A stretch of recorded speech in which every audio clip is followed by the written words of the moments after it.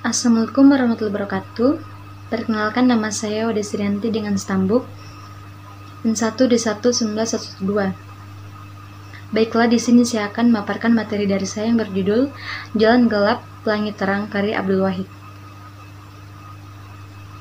Karya sastra baik sastra tulis maupun lisan merupakan sebuah karya yang imajinatif, suatu pemikiran yang terjadi dalam dunia nyata, seperti halnya yang terjadi dalam keluarga maupun di lingkungan sekitar. Salah satu jenis karya sastra adalah cerpen. Cerpen adalah sebuah karya tulisan yang ringkas, padat, dan jelas. Sebagai karya sastra, novel dan cerpen membutuhkan bahasa yang baik, karena bahasa merupakan sarana penyampaian ide atau gagasan, dan juga pikiran pengarang yang dituangkan dalam sebuah tulisan maupun sebuah karya. Stilistika merupakan sebuah proses untuk menganalisis karya dengan membahas unsur bahasa sebagai jalan yang digunakan pengarang sehingga akan terlihat bagaimana pengarang menuangkan pikirannya ke dalam karya sastra.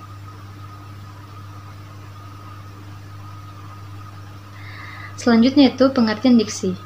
Diksi adalah pilihan kata yang dipakai sebagai alat untuk memperoleh efek dalam berbicara langsung maupun dalam hal karang-mengarang. Ada beberapa macam diksi, yaitu diksi yang bermakna konotatif, denotatif, nama diri, kata sapaan, kata serapan atau kata dari bahasa asing, dan kata-kata yang vulgar dengan objek nyata dalam kehidupan. Citran adalah sebuah kumpulan citra yang dipakai untuk menciptakan kualitas objek yang bisa ditangkap indera dalam karya sastra.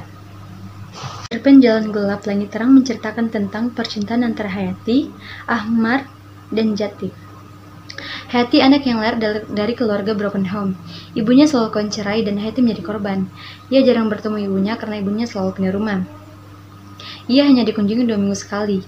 Hayati menikah dengan Ahmad, seorang duda. Sepanjang pernikahannya dengan Ahmad, Hayati tidak merasa bahagia. Dia kemudian dipertemukan dengan Mas Jati yang akhirnya mampu mengobati luka di hatinya selama ini. Hayati tidak ingin mengalami hal yang sama seperti ibunya yang kawin cerai. Hayati memilih untuk melepas Mas Jati walaupun pada akhirnya terluka. Penelitian ini menggunakan metode deskripsi kualitatif, yaitu sebuah metode untuk menganalisis penelitian yang tidak membutuhkan sebuah simpulan yang lebih luas.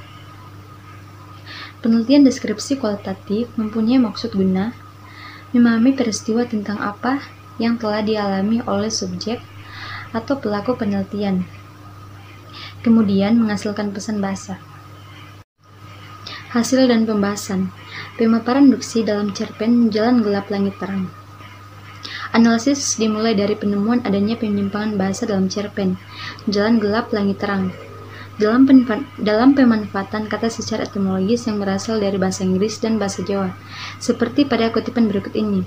Tentu banyak gadis yang gandrung padanya. Pemaparan gaya bahasa atau majas dalam Jalan Gelap Langit Terang.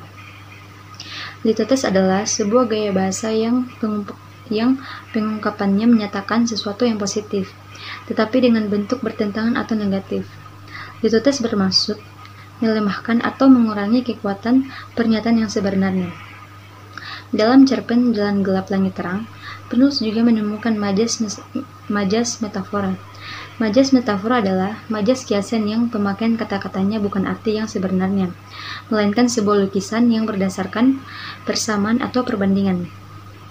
Metafora membuat perbandingan antara dua benda atau hal untuk menciptakan suatu kesan mental yang seolah hidup walaupun tidak dinyatakan secara implisit dengan penggunaan bak seperti laksana, tatkala, ibarat, umpama, seperti perumpamaan. Tetapi di saat Mas Jati menjadi cahaya di kegelapan hidup Hayati dengan mengajaknya memiliki kejelasan dari percintaan ini, justru Hayati tak mampu lagi melukis wajah Mas Jati di dalam angan, perasaan, dan pikirannya.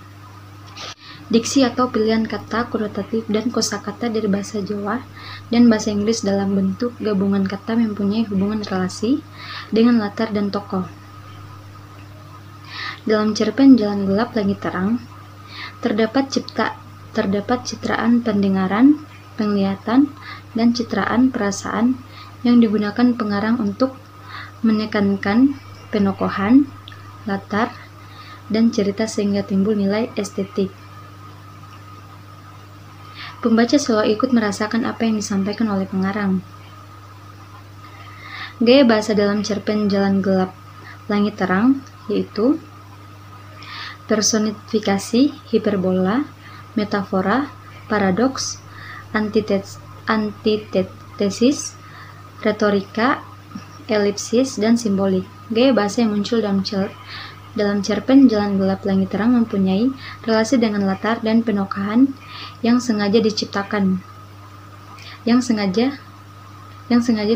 pengarang untuk mendapat nilai estetik. Oleh karena itu, cerpen Jalan Gelap Langit Terang mempunyai nilai estetik dan sangat menarik untuk dibaca.